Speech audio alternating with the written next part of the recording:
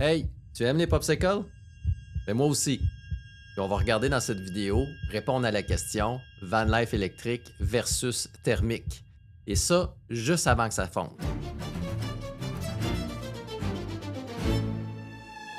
C'est exactement deux affaires complètement différentes, on s'entend.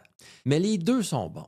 Aujourd'hui, c'est exactement comme ça, on va parler de la van life électrique versus la van life thermique. Deux outils, deux philosophies, deux saveurs.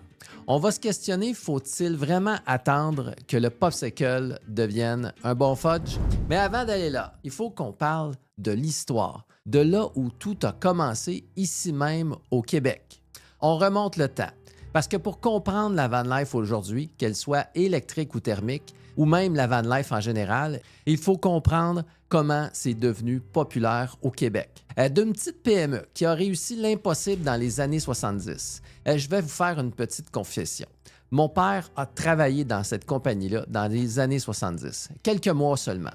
Mais à chaque fois qu'on passait sur l'autoroute 20 en famille et qu'on voyait les bâtiments au loin, il me répétait toujours la même histoire, à chaque fois, comme si c'était la première fois qu'il me le racontait.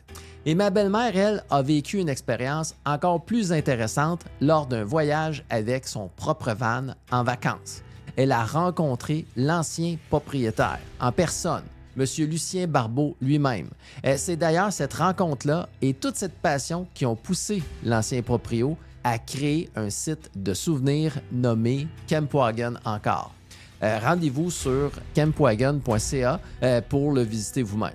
Cette compagnie-là, en fait, vous l'avez compris, c'est Kempwagon. Et je suis presque certain que la majorité d'entre vous avez déjà vu un de leurs véhicules sur la route sans savoir que c'était eux. Kempwagon n'a pas inventé la vanne aménagée, mais il a été un des premiers au Québec à l'offrir de manière industrielle avec une vraie production en série. Aujourd'hui, on parle du précurseur. Ensuite, on va commencer par les types de voyages selon le type de véhicule, donc l'électrique versus thermique. Et ça mérite qu'on en parle honnêtement. On est en 1971. Le Québec n'est pas vraiment le paradis de la van life. Il n'y a pas de van lifers sur Instagram, évidemment, ça n'existe pas. Mais il y a deux hommes, Lucien Barbeau et Johan Roy. Lucien, c'est l'ancien élève d'un cours commercial. Quelqu'un qui se décrit lui-même comme, je cite dans ses propres mots, inadapté à son système scolaire. Il a même écrit un livre là-dessus. Et la possibilité de réussir sa vie quand même. Now, pas de minute à perdre. Tu as une idée en tête, mets-la en œuvre tout de suite. Johan, c'est pas un entrepreneur à la base. Il a travaillé au ministère de la Justice. Et l'idée qui change tout, elle part d'une nuit de novembre en 1968 en Virginie. Lucien et Hélène, sa femme, campent sous la tente dans un terrain presque désert. Hors saison. Des panneaux couverts de barbelés les avertissent des ours. Puis au milieu de la nuit, ils entendent un véhicule arriver. Sans bruit de porte, sans montage de tente, le lendemain matin, un petit campeur, Volkswagen, s'est stationné à côté d'eux. Et voilà la solution. Pas de tente, pas d'ours. En rentrant à Saint-Nicolas, Lucien a déjà une Econoline non aménagée sous la main. Il commence à la transformer. L'isolation, le plancher de bois, un lit en plateforme. Et là, à chaque voyage, le concept se peaufine. Alors, en 1973, Lucien et Johan mettent environ une année de salaire sur la table, 10 000 chacun. Et ils incorporent officiellement Kempwagon. Le 1er janvier 1973, à Bernières, sur la rive sud de Québec, Johan aux ventes et au marketing, Lucien au développement de produits. À mesure que Kempwagon grandit, un obstacle majeur apparaît, les constructeurs automobiles.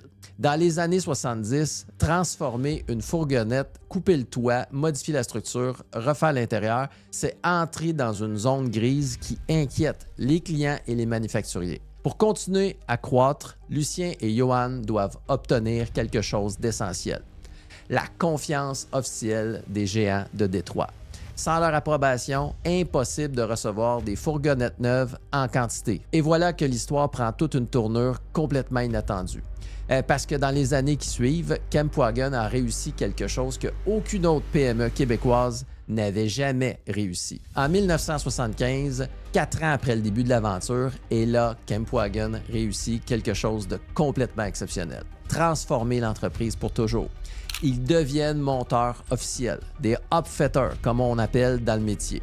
Pour General Motors, Ford et Chrysler, les trois en même temps. Une petite PME de Québec qui obtient la confiance des 3 plus grands constructeurs automobiles au monde. Mais c'est exactement ce qui arrive.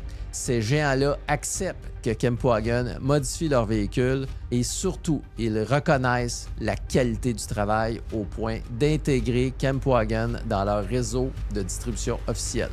Et la conséquence directe est énorme.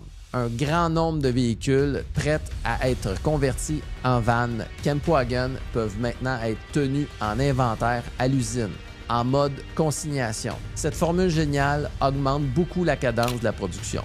Et à partir de là, la demande explose. Kempwagon doit s'agrandir rapidement. Les installations de la région de Québec grossissent. La main-d'œuvre se spécialise et augmente.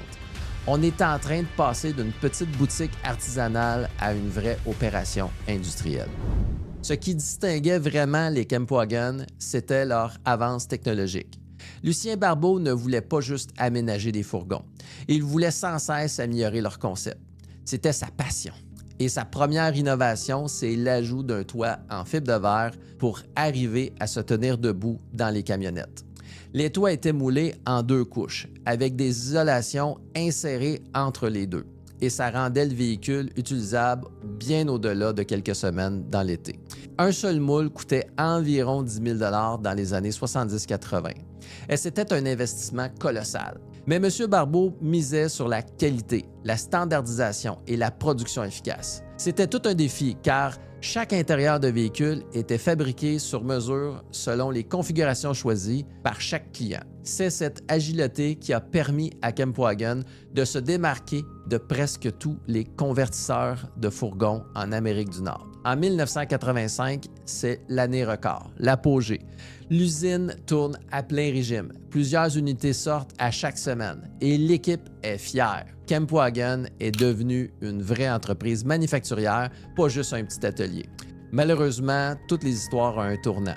Et pour Kempwagon, il arrive au début des années 90. Plusieurs éléments du marché changent profondément et frappent l'entreprise tout en même temps. Une longue récession de 1990 à 1994 frappe durement le secteur du loisir.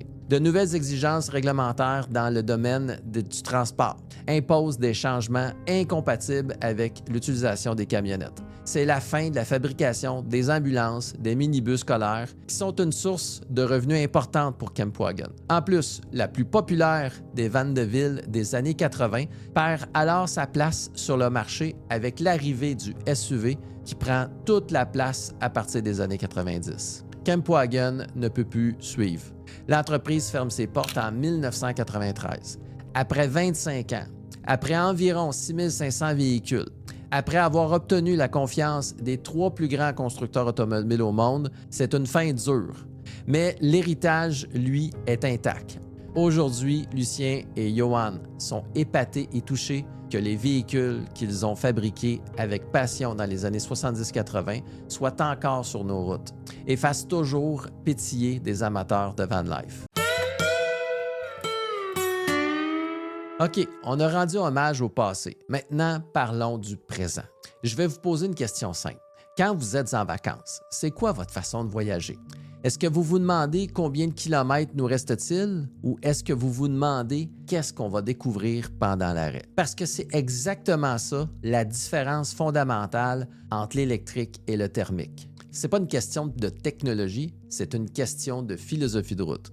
La van life électrique, je l'appelle le voyage en mode butinage.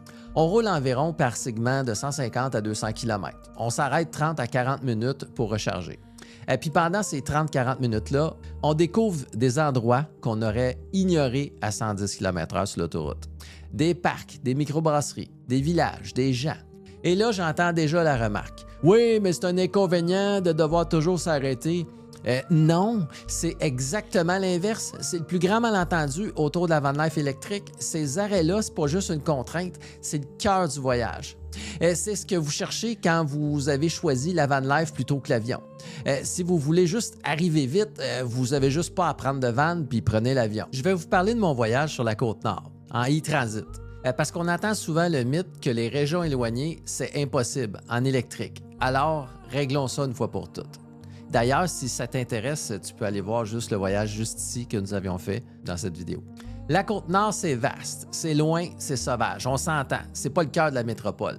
Le résultat qu'on a eu, c'est aucun défi logistique. Les bornes du circuit électrique couvrent tout le territoire. On a fait le trajet sans aucun stress. Mais ce qui m'a vraiment frappé, c'est où qu'on rechargeait. Parce que les bornes, c'est pas juste des stationnements gris au bord de l'autoroute. On a rechargé dans des attraits touristiques, parfois même gratuits, dans des campings, sur le 30 ampères ou le 50 ampères qui étaient déjà inclus dans le tarif de nuit du terrain. Alors, notre recharge nous a presque rien coûté. Et en chemin, on a croisé des bornes gratuites à des endroits comme dans des municipalités qui veulent attirer des voyageurs. Des arrêts qu'on n'aurait jamais eus autrement, qui nous ont fait découvrir des coins qu'on ne cherchait pas. L'autre chose que j'aurais pas pu dire, c'est le silence. Sur la route, sur la 138, au bord du fleuve, le silence du moteur électrique vous permet une connexion totale avec la nature. Vous entendez le fleuve, vous entendez les oiseaux. Vous arrivez à destination beaucoup moins fatigué. Le bruit constant d'un moteur thermique génère du stress sur plusieurs heures. L'électrique, ça élimine ça complètement. Puis moi, je pense personnellement que j'en ai besoin. Parlons maintenant d'argent, parce que c'est sûr que ça compte. Un trajet sur la Côte-Nord en thermique aurait coûté au minimum, juste pour l'aller, environ 250 $. Sur le même trajet en e-électrique, en e-transit en fait, on parle d'environ 30 $ d'électricité pour des bornes payantes. Mais quand vous additionnez les recharges gratuites en route et les nuits en camping, où le courant est inclus, le coût réel descend encore plus bas. Pour une saison complète de van life, on parle d'une économie d'environ 1 500 à 3 000 $ facilement. Et ça, en comparant avec de l'essence à un prix normal. Imaginez actuellement en période de crise. Et ça, c'est l'argument massu. Le prix de l'essence, vous ne le contrôlez pas. Il peut doubler en 3 mois, on l'a tous vécu. Le prix de l'électricité au Québec, lui, est stable. C'est prévisible. Merci Hydro-Québec. Votre budget de voyage, il reste intact du début à la fin du trip. Pour résumer, l'électrique, c'est le popsicle. Rafraîchissant, léger, parfait à savourer lentement. Pour les festivals, les parcs, les familles, le slow travel. C'est l'outil idéal pour habiter le trajet. Maintenant, parlons du fudge, le thermique. Puis je vais être honnête avec vous. Le thermique, ça a un avantage vraiment solide. Il y a des situations où c'est clairement le meilleur choix. La van life thermique, c'est l'expédition, la conquête du territoire. Vous voulez faire le Mexique en van life, l'Ouest canadien en 2 semaines, traverser les États-Unis jusqu'en Alaska, c'est le van thermique, c'est sûr, c'est elle qui vous amène sans stress, c'est logique. De 800 à 1000 km par jour si vous voulez rouler pleinement sans arrêt. Le plein se fait en 5 minutes. Des stations partout sur l'Amérique du Nord, y compris dans des villages où il y a juste 200 personnes au Nouveau-Mexique, par exemple. C'est l'argument solide du thermique.